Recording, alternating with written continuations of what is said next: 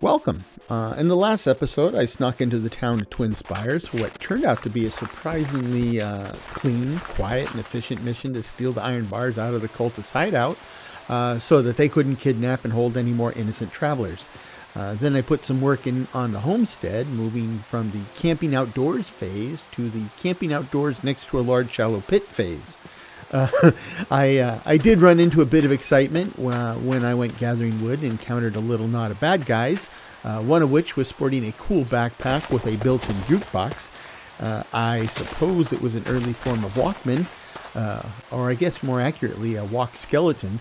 Either way, it's mine now, and as the title of this episode implies, the goal of this episode is to move from the camping outdoors next to a shallow pit phase to the camping outdoors next to a deep hole phase.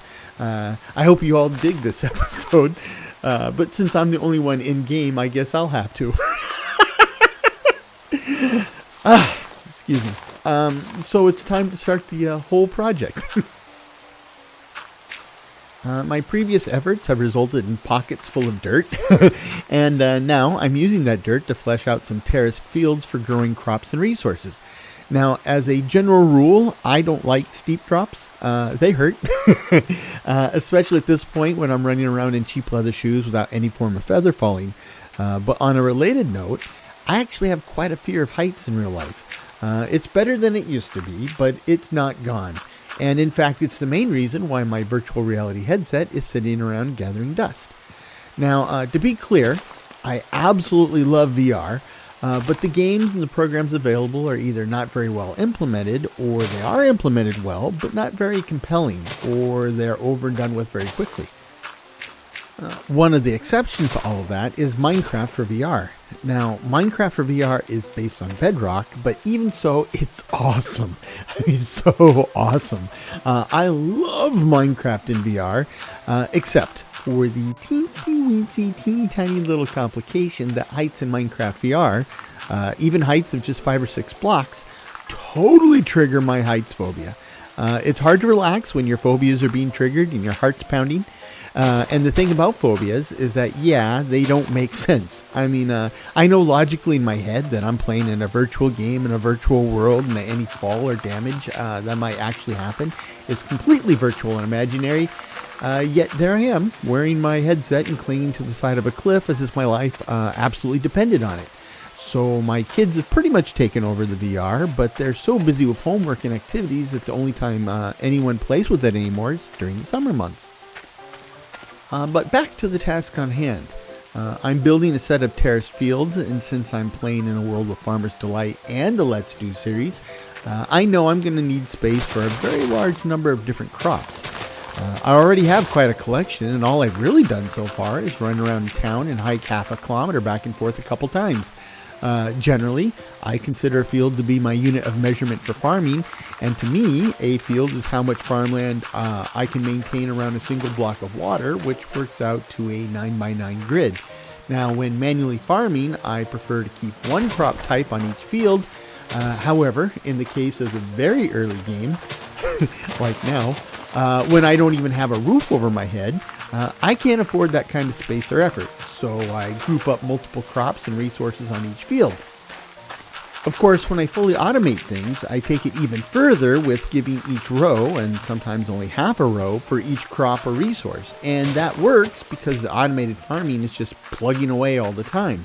So while I'm digging or building, eating, sleeping, and just in the game world doing whatever I need to do, the automation is still automating, and those smaller yields are just constantly adding up. Trust me, this really works. Like compound interest. Just fire and forget, and one day you'll find yourself with a mountain of cash. Or in this case, a mountain of produce. Speaking of produce and farming, and I guess food mods, one of the things I discovered about myself over the years is that while I do enjoy food, as evidenced by the creaking groan my bathroom scale makes when I step on it each morning, I did, and maybe still do, enjoy everything up to the eating part even more. For starters, I enjoy growing food, and if you like fruits, vegetables, and herbs, there's absolutely no substitute for the real deal grown in your own garden. Even if some scientist comes in here and runs extensive tests and confirms that molecule for molecule, the stuff in my garden is exactly the same as the stuff at the store. It isn't. There's a whole extra layer of satisfaction and enjoyment that comes from having grown it yourself. But also, those scientists would never tell me that they're exactly the same because they're not.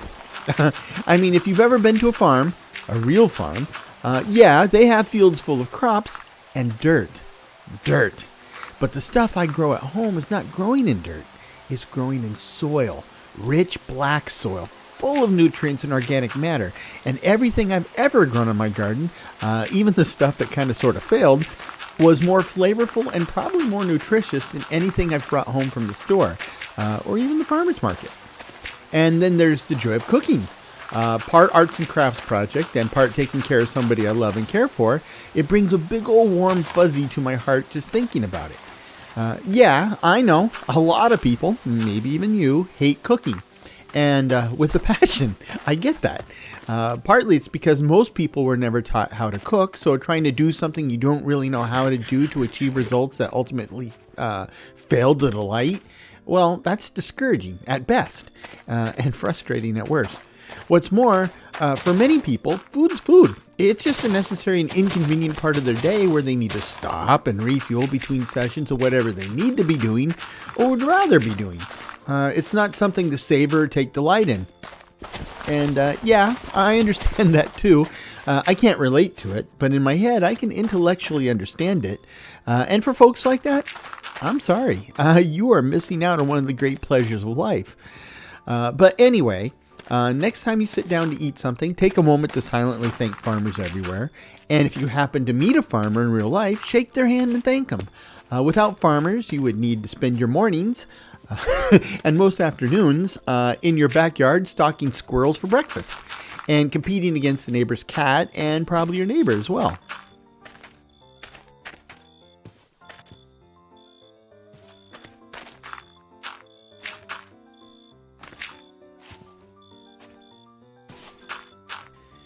Great. And now that I said I'll stop, I can't get cooking and baking out of my head. It's been a cold and rainy day in my sector, but fall's in the air. And strolling through the neighborhood, I was able to smell all sorts of great smells drifting out of people's kitchens. Somebody was baking bread. Now, I don't know what kind of bread it was, but it smelled heavenly. Warm bread and butter. Maybe it's just that I'm getting older, but simple pleasures like that seem to give me a disproportionate sense of satisfaction nowadays. Or maybe it's just that I'm hungry. I don't know.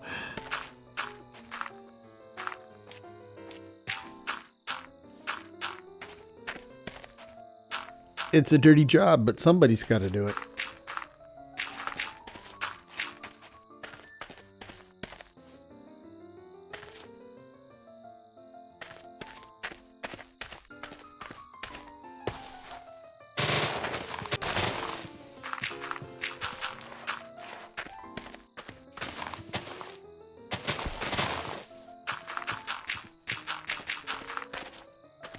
I said it before and I'll say it again. That is a lot of coarse dirt.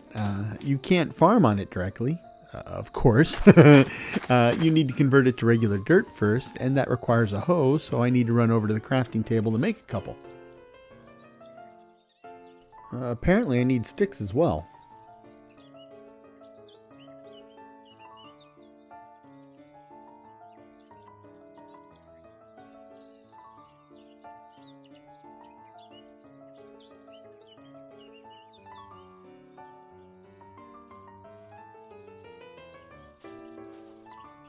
While I'm here, I might as well make a cutting board from the Farmer's Delight mod.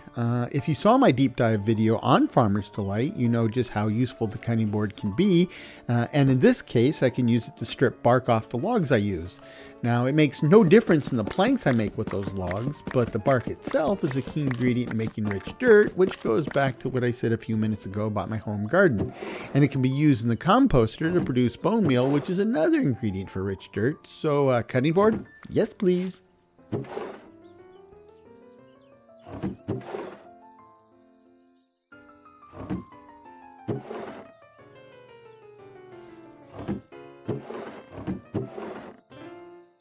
Okay, let's select some crops for our fields.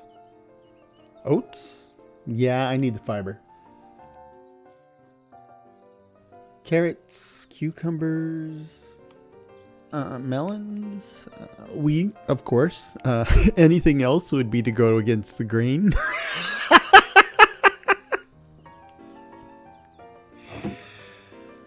Before I get all agricultural here, I need to move my smeltables out of the barrel and into a double chest. I have a system that works pretty well until I get my proper storage set up, and I need a double chest for the extra space for it to work properly. Besides, I will need more storage in general as I start producing more stuff anyway.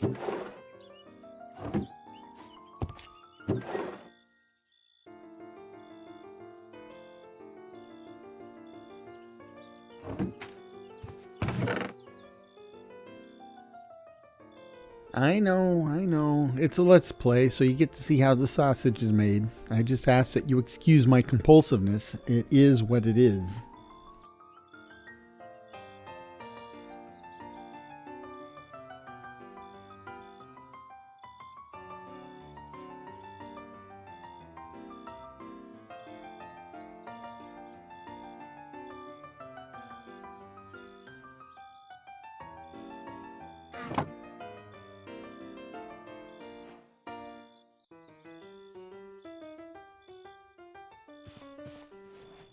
I guess I never did get around to making those hoes in the first place.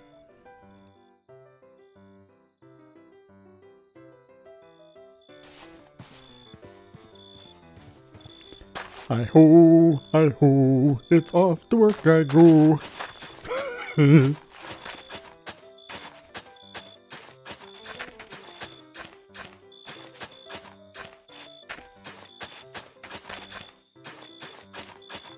You know, it's getting kind of late. I better knock off for the night. Sleeping outside with the bugs and the zombies and, of course, the creepers. There's a song from the musical Oklahoma that goes something like, "Oh, what a beautiful morning." And it is.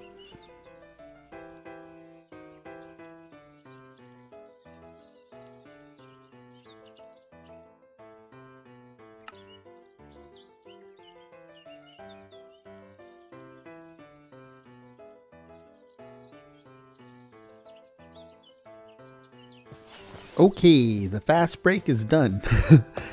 Time to get this whole thing done. As I said earlier, in the early stages of the game, I can't dedicate entire fields to a single crop. So I plant multiple crops into each field until I get settled enough to move each crop into its own field. However, for a long time, that meant a different crop in each row of the field, giving me 9 different crops of 9 plants each. Except the middle row, which only had 8 because of the water block.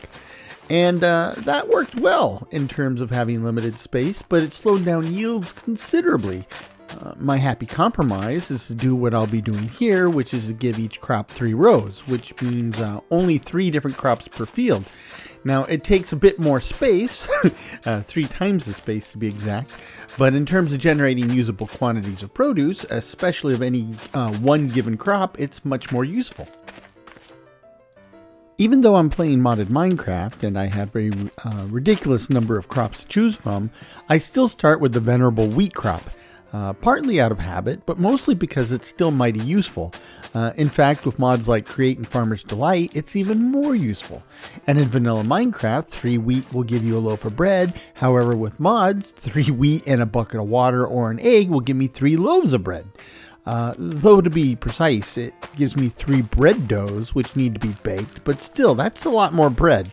And in addition to the increased bread yields, there are a number of recipes out there, including the chicken sandwich, which use that bread and give you a superfood in return. Or at least it seems like a superfood compared to vanilla foods. I would also like to take a moment to get something off my chest that has bugged the snot out of me for years. In Minecraft, we harvest wheat and we get wheat and wheat seeds.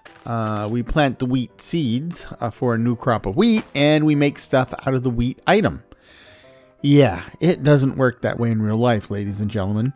The wheat seeds are the bits we're after, and the grassy part of the wheat is just the bit needed while those seeds are growing. But after the harvest, they thresh the wheat, which removes the wheat, aka the seeds, from the chaff, aka the grassy part or straw.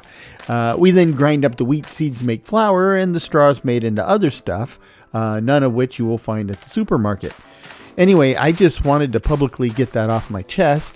For some strange reason, it bugged me even more than getting apples from oak trees, which is even more wrong. But apparently it bugs me a lot less. I can only tell you how I am. I can't even begin to tell you how I got this way or why. So there you go. After the wheat, I planted my single oat seed and then the corn.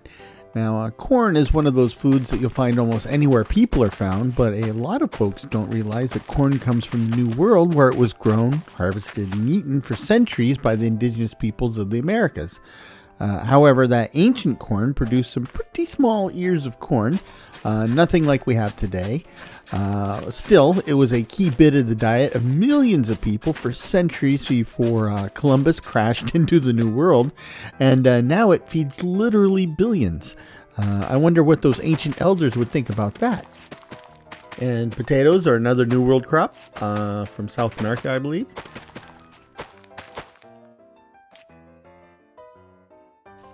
Cucumbers originated in what is now India over 3,000 years ago. The Romans were probably the ones that brought them to Europe, and I'm okay with fresh cucumbers, but I really like pickled cucumbers.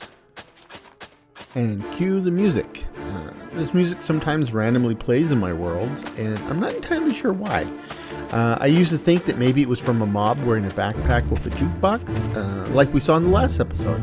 But this music doesn't seem to fade or change direction with distance.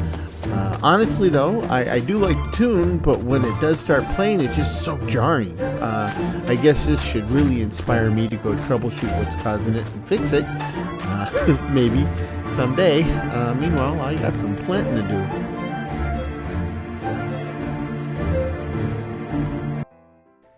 Luckily, it never lasts too long. Let's plant a bunch of these. I think they'll taste great.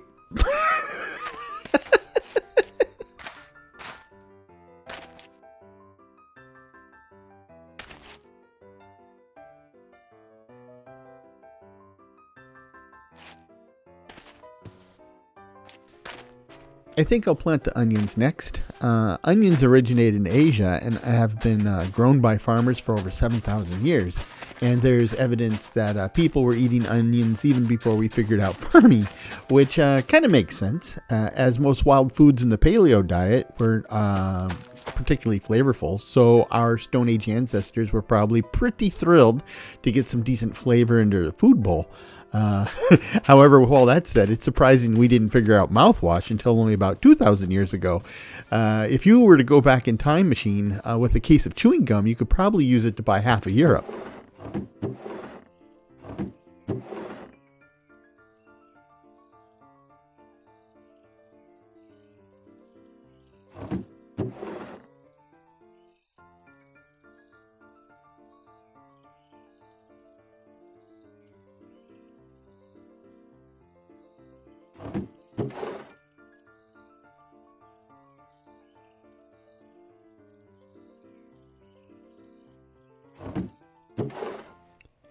So this barrel is kind of like my to-do list for farming. I keep the items in there that I'm not yet producing on my own. It's easy to lose track sometimes, and I once composted a whole stack of seeds only to find out that I hadn't planted any of that resource yet. So then I was stuck, and I had to go out and find some new seeds from scratch. So you see, I got a little lax in my compulsiveness, and it bit me in the butt. Never again. I'm setting up some furnaces because as I dug out the first layer of the basement, I ran out of torches, so I need to restock my supply. Besides, smelting is a core mechanic, and I'm actually surprised I got this far in without having to set it up before now. But I have them set up now, and so it's just a matter of making charcoal and then plenty of torches. Now, incidentally, torches and lanterns take up a lot of inventory space, but they're easy to carry around without getting tired. Because they're so light.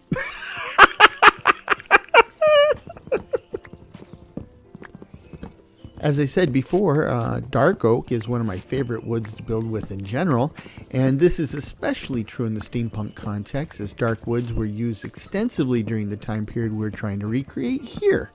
Of course, oak trees produce acorns, but those are usually mildly poisonous unless and until you process and cook them, which is why we probably don't sing Christmas songs about acorns roasting on an open fire. But oak trees also produce a lot of a chemical called tannin, and it's not particularly edible for humans, at least not in high doses, which is probably a key contributor to the toxicity of acorns. However, it can be very useful stuff. In the Middle Ages, they used oak tree stumps and oaken barrels full of water to leach the tannin from the wood, and then dumped in rawhide to cure the leather so it became soft and wearable. Now, the process of using tannins to soften and cure the leather, like this, is called tanning the leather, not to be confused with laying out in the sun to get a tan. Though I can see where that might be confusing, even more so from the old folks that have been tanning in the sun for years and years and now look like they're made of old leather. Speaking of better living through chemistry, I mentioned that I removed the bark from the logs to produce a thing called rich soil from the Farmer's Delight mod. Now, rich soil has some really great properties. For one thing, it will randomly spur growth on whatever's planted on it in exactly the same way that bone meal will, and redstone won't. Another property that's almost worth the time and effort all by itself is the fact that you can't trample rich farmland. You can do jumping jacks on it all day long, and the tilled field remains a tilled field. However, to get from tree bark to rich soil is a bit of a complicated process, and it also requires straw, which is also from the Farmer's Delight mod, and bone meal, which is a vanilla item. You mix all that stuff up with some regular vanilla dirt on a crafting table to produce organic compost. Yes, which it isn't rich soil, or at least not yet. But then you take the rich soil and you take it outside and set the blocks out in the sun and the weather, and nature and the virtual microbes will take over and do their thing, and the compost breaks down into organic gold. Now, you can speed up the process by keeping the compost uncovered and in direct sunlight, and by keeping it moist, by keeping it near water or letting it get rained upon, and by keeping it near certain other blocks, such as brown and red mushrooms, podzol, mycelium, rich soil, or even other blocks of organic compost. Now, eventually, the organic compost will begin to transform, and after going through a few different stages, it will be rich soil.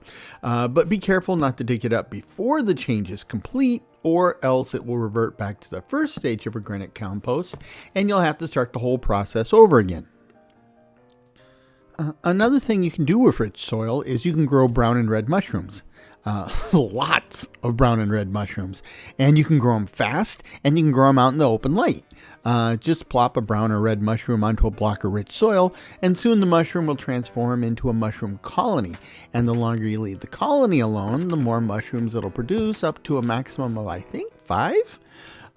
If you like or need to use a lot of mushrooms in Minecraft, this is so much better than the usual forms of mushroom farming in-game. Mushrooms as a food item in real life is kind of a hit and miss thing. It seems that folks either really, really love them or they can't stand them. I really, really love them, but I had a roommate that absolutely hated them. He said that he hated the smell, he hated the color, the taste, the texture, and pretty much anything else to do with them. My guess is that he was probably just turned off by the idea he was eating a fungus. And I say that because I ran a little experiment on my roommate and without his knowledge. At that time, I did all the cooking, and I often cooked for our group of friends on Friday nights. And of course, this was long before I was married. So spaghetti with meat sauce was always a popular choice. But after my roommate really took off about the evils of mushrooms one day, I decided to do the experiment. And instead of using hamburger and Italian sausage in my meat sauce, I grilled up some portobello mushrooms, and then I ground them up with the food processor, and then I added them to the sauce with some Italian spices. He not only ate it, he had second and third helpings, and then complimented me on the best sauce I had ever made. So you are free to draw your own conclusions from the data, but I suspect that many of the mushroom haters out there probably don't even know what they taste like. So here we are, almost halfway through the episode, and I'm only now getting to the actual digging. Since I finished and published the last episode, I had noticed that I made some mistakes in the original layout. And if you didn't catch them by now, I'm not going to point them out to you. Too late. These aren't the droids you're looking for. Another thing I forgot to factor in was the branch of the basement that will branch out and run under the windmill.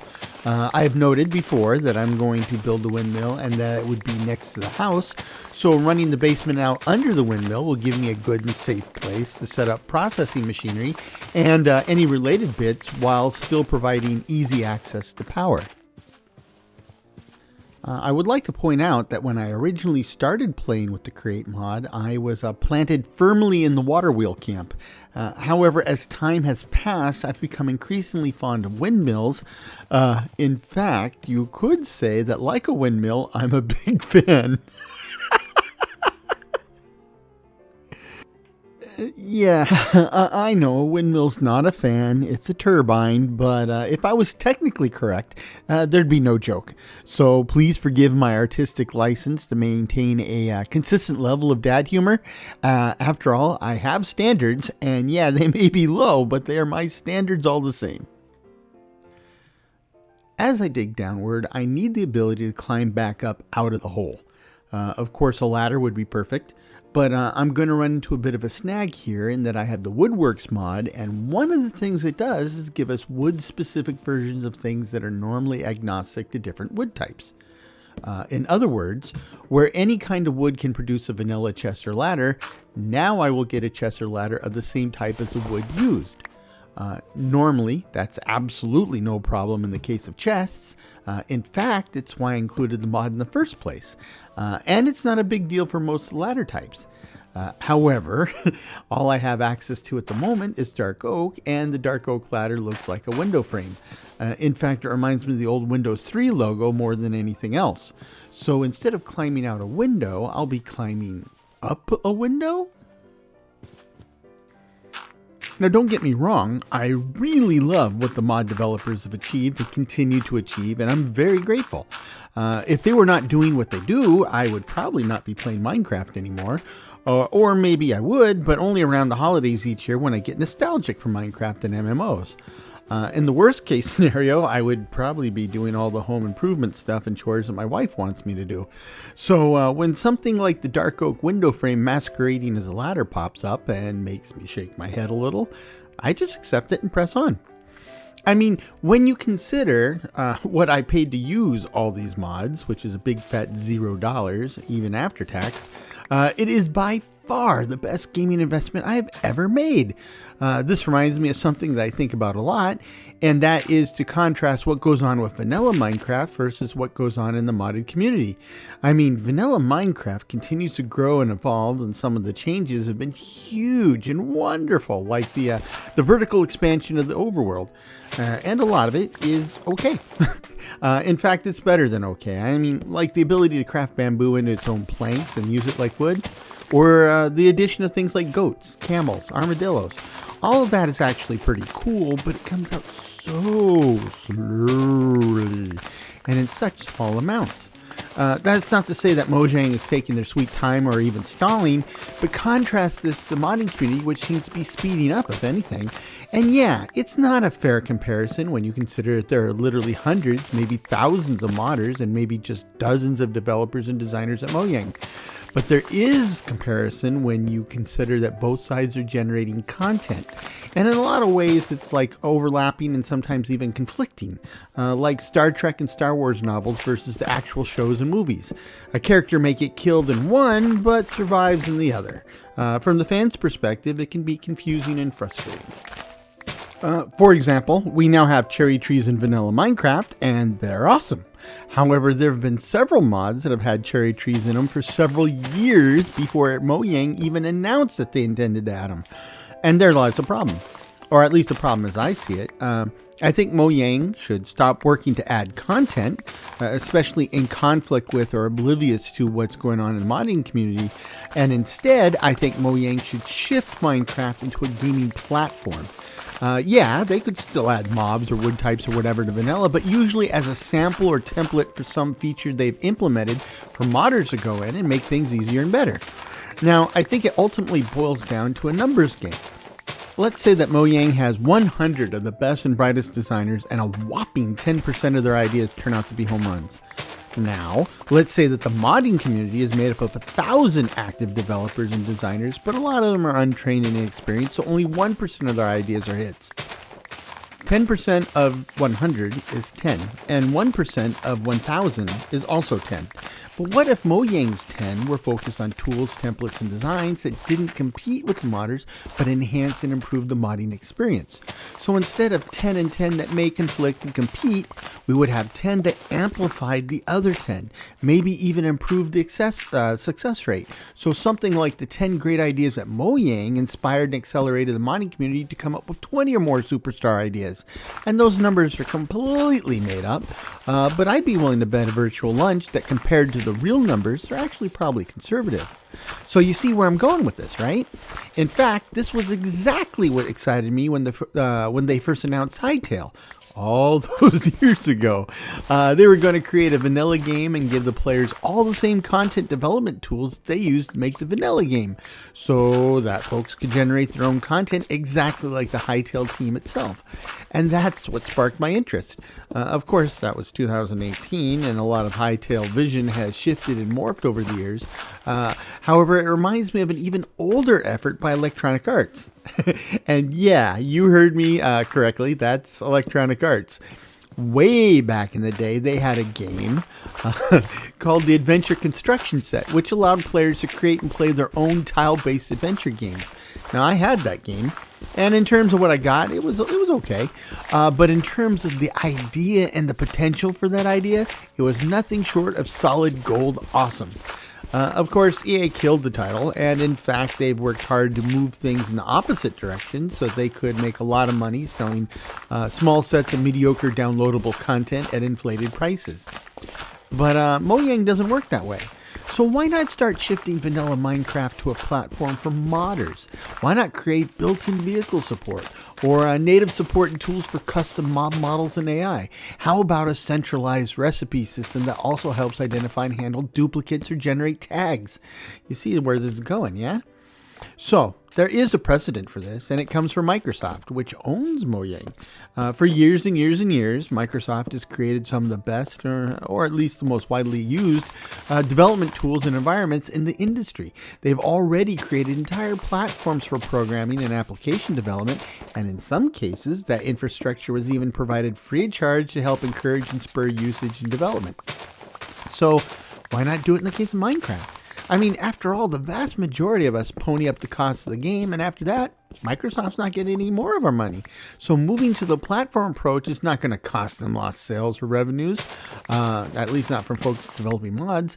But on the other hand, all those mods and the new wave of innovation coming from a platform that supports mod development could, theoretically, drive sales of new copies of Minecraft, which is already the best-selling video game in history. Yeah? Anyway, well, what was I talking about before I went down that rabbit hole? I don't remember. How about those Dodgers, eh? Ah, jeez.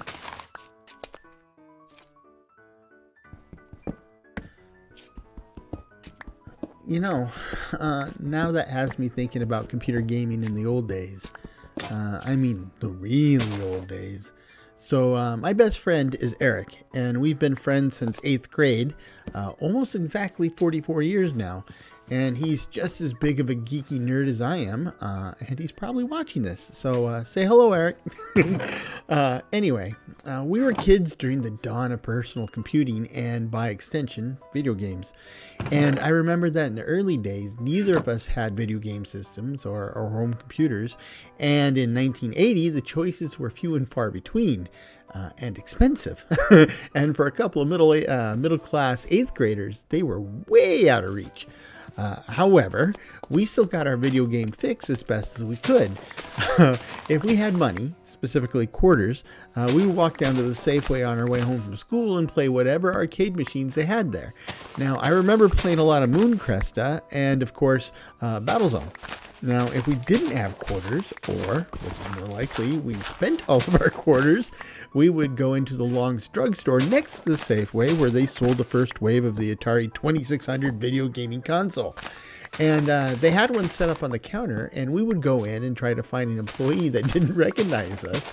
And we would tell them the story of how our parents were thinking about getting us an Atari for Christmas, and we wanted to try it out to see if we wanted to add it to our Christmas list. Whoops! Hold on, rogue soundtrack alert. Let me let it play itself out.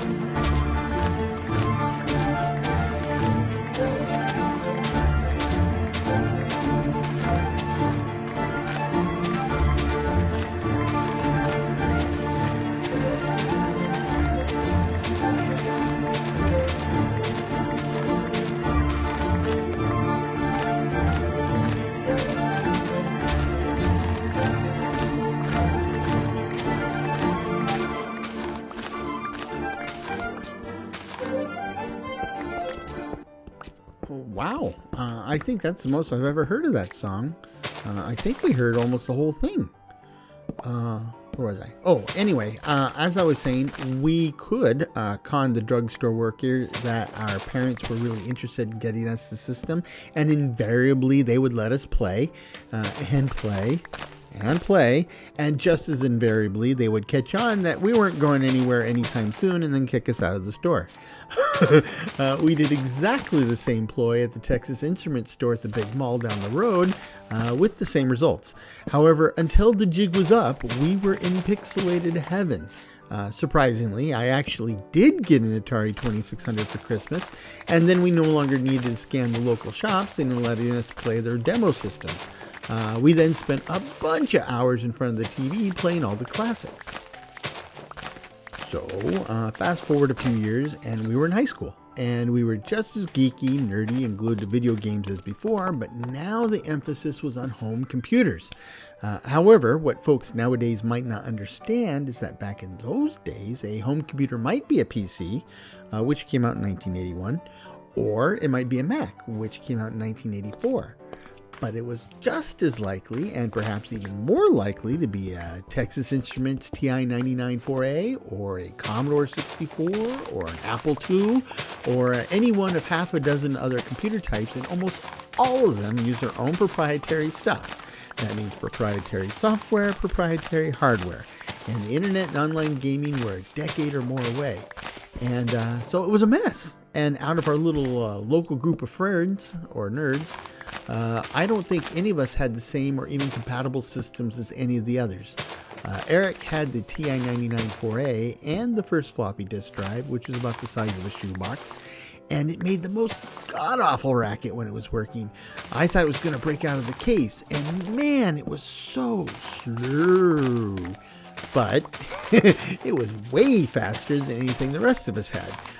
For example, I had a Commodore Plus 4, which had 4 productivity apps built into the memory, and needless to say, I didn't use those.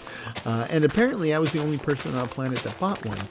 It was almost impossible to find any software for it, even more so for games. And I soon traded in for the Commodore 128, but I used that pretty much as a glorified Commodore 64. But all that I had for a long time was a tape drive. So while Eric's floppy disk took seemingly forever for the simplest read-write operations, while sounding like somebody left a spoon in the garbage disposal, I was completely jealous as my little tape drive, while nice and silent, took literally 10 to 15 minutes to make the same type of read-write operations. And I kid you not, but when I would go to save a game, I literally had enough time to go use the bathroom, wash my hands, go into the kitchen, make a sandwich, pour a glass of milk, and bring the whole shebang back into my room and be partway through the sandwich before the drive was done. And we loved it. Such was the state of computing back in those days. sorry about that. I didn't mean for it to become an episode of Back in My Day. But these are the kinds of places my mind wanders while I'm running around bashing blocks. I really do find a kind of zen out here in the weeds, digging, mining, and farming. If I am the one to actually cure cancer or discover the secret to world peace, I can almost guarantee that the epiphany will come while I'm out here playing Minecraft. However, if you're taking bets for that to happen, I wouldn't put any money on that happening. Bet it all on somebody else. Well, I've shared with you some of my personal history and admitted that I decompress through building and exploring digital worlds. What do you do? Go ahead and share your trick to relaxing in the comments below. Before I heard the digital sirens call, I did spend a lot of time outside, usually riding my bike, climbing trees, and all the usual stuff like that. I also like to build miniatures and models, both indoors and outdoors. Now, indoors is pretty straightforward. I would put together those plastic model kits. Planes and ships were my favorite. Outdoor models were not really models, but simulations, kinda. I mean, I would finish building this cool square rigger pirate ship, and it would just sit on the shelf and gather dust. Now, what's the fun in that? So I would take it to the backyard, and I'd dig a shallow hole and fill it with muddy water and float the pirate ship in that. And yes, it was better, but not particularly interesting. So I would dig a little river course that emptied into the hole, and I would turn on the hose at the beginning of the little river, not full blast, just a little trickle to make a little stream, more than a river, I guess, and that was better. But then But then where would the ship dock? I mean, good point, right? I would just make little buildings out of popsicle sticks if we had some, or just sticks and blocks if we didn't. But then I realized that with the buildings and the ship, the hole was too small.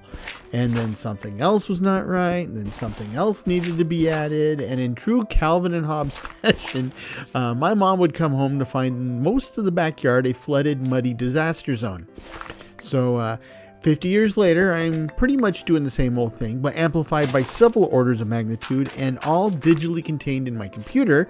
Otherwise, I would probably already be divorced or worse. And in case you were wondering what exactly I'm up to at the moment, I'm digging that branch that will extend under the windmill, which you'll just have to picture in your imagination for now. I guess you'll have to picture all of it in your imagination for now, and that will probably be true for a little while yet. I won't finish digging the basement this episode, much less build a house, but I've gotten some fields up and running, and I should be able to get a few more functional before I sign off.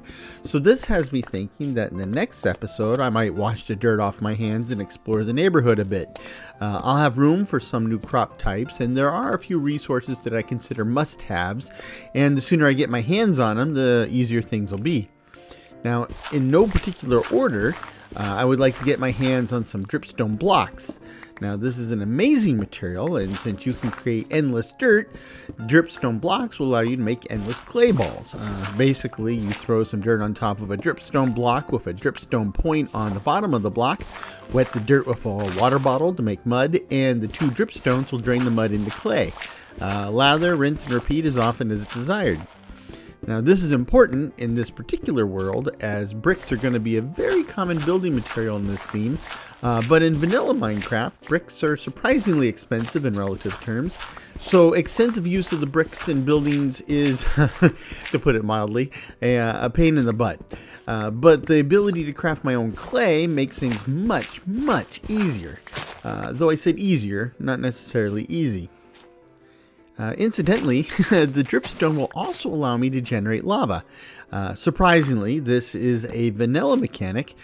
Place lava above a dripstone block with a dripstone point on the bottom of that block, and then place a cauldron under the dripstone point, and the dripstone point will occasionally fill the cauldron with a bucket's worth of lava. Easy peasy. Free and almost perfectly safe lava. Yes, please. Another key ingredient will be flax plants, or more precisely, flax seeds from the Supplementaries mod. Now, these babies grow up into flax plants that can be directly processed into string, and the string can be directly processed into wool blocks. So, the flax plants, or the flax seeds, will eliminate the need to hunt and camp spiders, and even the need to raise sheep. I just need the flax, man. And then there's the bamboo. I'm a big fan of scaffolding, and that requires bamboo.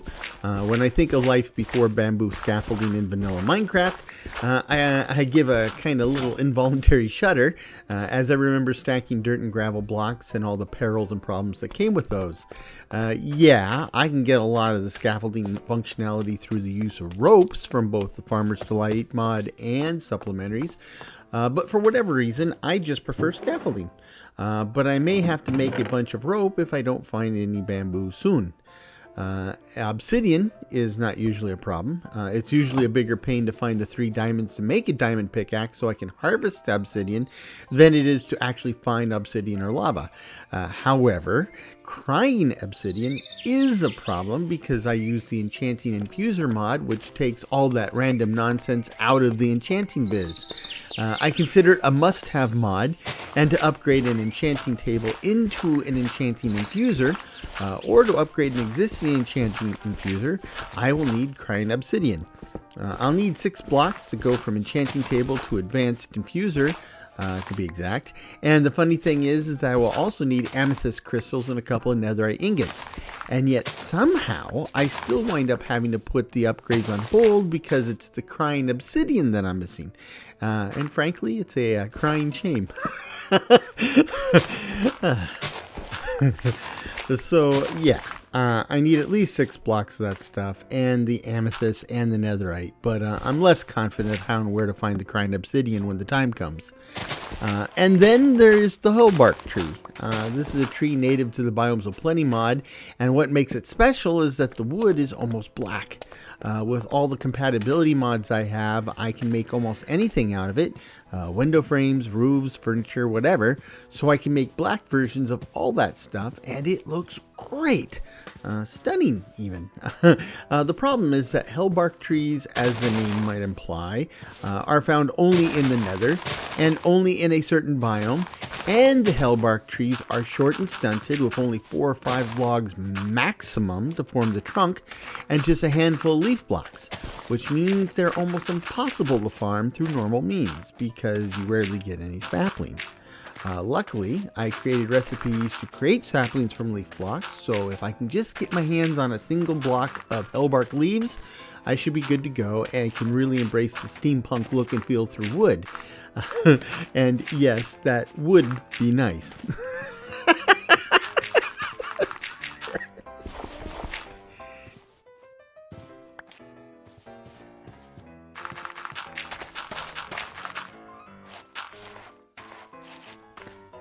When I was first planning the city, I was thinking that all of the agriculture would be fully contained in an underground level of the city. And then I was thinking that maybe none of the agriculture would be within the city, nor would any of it be underground. Now, I'm thinking that maybe I could and should do both. So now I'm working on the second terrace of fields for the homestead. Ultimately, there may be a third and even fourth terrace. We'll just have to wait and see. However, I doubt I'll ever automate these fields. I will save that for Londinium proper, but taking that through to a logical conclusion, it would probably make sense that farms in or close to the city are more likely to be automated, and those further from the city will tend to be less automated or completely manual. However, I will probably hold the line at 2 terraces because I'll need to hold on to quite a bit of this dirt. I plan to use this dirt as one of the key ingredients in the construction of the manor house. But just hold your horses before you start chuckling about my dirt house. First off, there's absolutely nothing wrong with a dirt house, aside from the fact that no matter how much you clean it, it's still dirty. Secondly, what I'm shooting for here is a particular look, a particular palette. For a long time, I built stuff in vanilla Minecraft almost exclusively with stone bricks and oak planks, and over time I've gradually wandered into the darker tones of the palette, but that accelerated once I started playing modded Minecraft. Because come on, I have a huge collection of different colors and styles to choose from, and except for a few cases, the darker tones just kind of look better. Or at the very least, they feel more natural for the kinds of places and themes I'm trying to achieve. I mean, I don't know if you noticed or not, but Minecraft builds, especially vanilla builds, tend to kind of feel bright and cartoony, like something you'd find on a kid's television show. But I'm trying to do something more nuanced and serious here. Well, as serious and nuanced as I can get when you consider that at the heart of it, we're talking about an old guy playing a computer game and trying to keep it all light and positive. So, yeah, okay. Scratch all that. Yes, I'm building a house built at least partially from dirt. Don't knock it till you see it. But a lot of people have lived in dirt houses over the years, and depending how you define a dirt house, those numbers can really be huge. I mean, in many hot and deserty regions, people have dug into the hillsides for centuries, as these artificial caves stayed warm during the winter and cool during the summer. In places like Iceland, where trees were pretty scarce, the people come up with ways to make do with less wood. And in their particular case, they used sod or turf for the roofs of their houses. During the westward expansion in North America, many settlers resorted to a similar strategy for their homes in the Great Plains of the United States and Canada. And sometimes they even dug down into the ground and then building a turf roof using very little wood at all. If you extend the idea of a dirt house to the use of mud, peoples in Mexico and the southwest U.S. used mud, straw, and other materials to make molded bricks called adobe, which they dried in the plentiful sunshine and then used to make sturdy buildings. And many of those are still standing today. So when it comes right down to it, people can be pretty clever at using the materials available to them. And people in Minecraft are absolutely no different. In fact, most people start a survival playthrough by building a dirt house for their first shelter. And even though I'm almost 3 hours into this effort, I'm still just building my first shelter. So in looking at it from that direction, this will be one mighty fine dirt house and initial shelter for a survival Minecraft world. What amazes me is not what people use to build their house, but rather how much space they would historically use to house an entire family. Or maybe I should phrase that as how little space would be used to house an entire family. I'm reminded of this because all this talk about dirt houses reminds me of a pioneer house I saw in Winthrop, Washington. The town is kind of like a living museum of the Old West, and one of the preserved houses is a small dugout house. Now, the inside consists of a single room, period. Right? There is no dedicated kitchen, bedrooms, or anything else. It's just a single living space that's slightly smaller than the living room in my house, and an entire family of 6 or 8 people lived in there every day of the year. Now, in the summer, yeah, I can see that everyone was running around outside and probably only came inside to eat and sleep. But in the winter, folks tended to spend their days inside or they died of exposure. So I can only imagine what it would be like to spend half the year trapped inside my living room with 5 or 6 relatives. We would have to get rid of all the sharp objects in the house before we even attempted that. And that was long before we had Nintendos or PlayStations.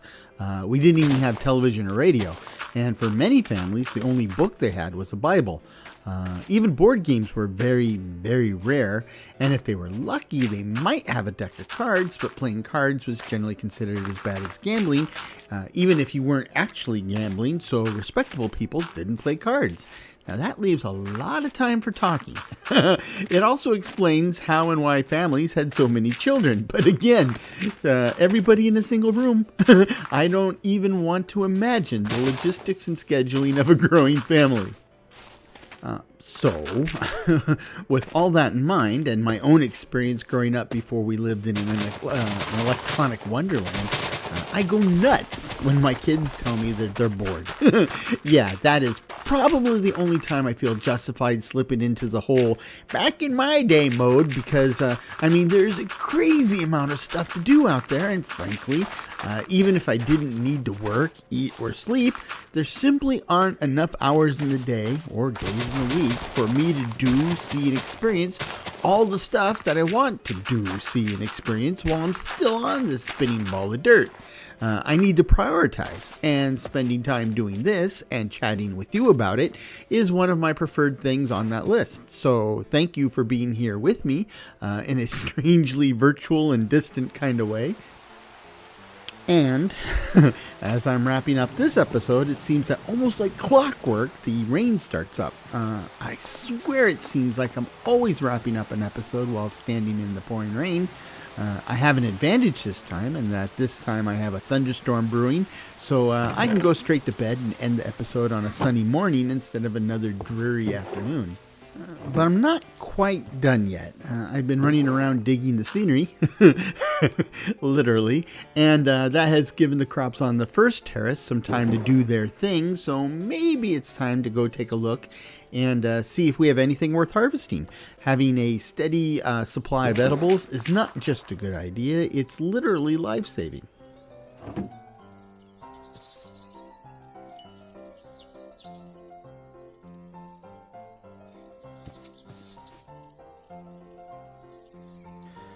But should I grab some more wood first? Nah.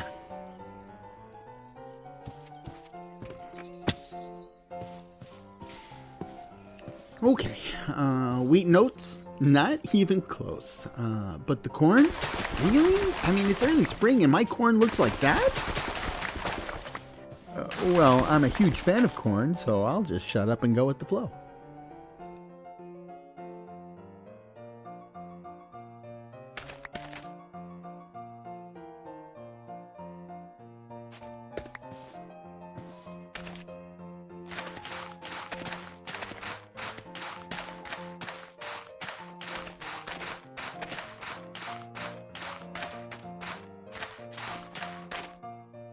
So carrots? Nope. Potatoes? Nope. Ah, but these look great. Literally.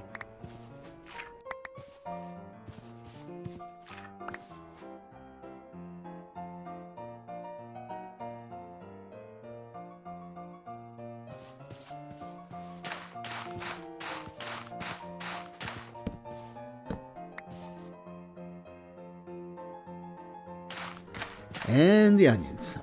This mod pack has onions from the Farmer's Delight mod, like these, and we have onions from the Charm and Farm mod, which I have yet to find.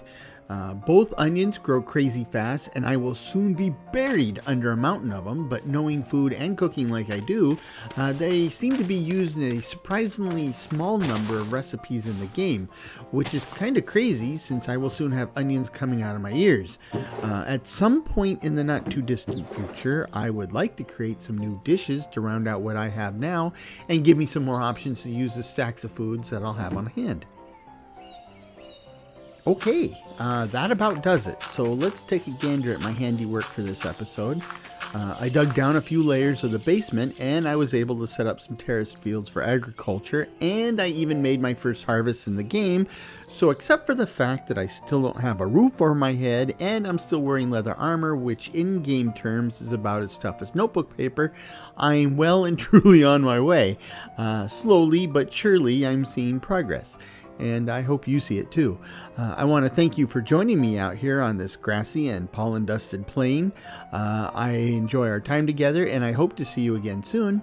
So until next time, I hope this finds you and yours in good health, good spirits, and perhaps a touch of good fortune. Cheers.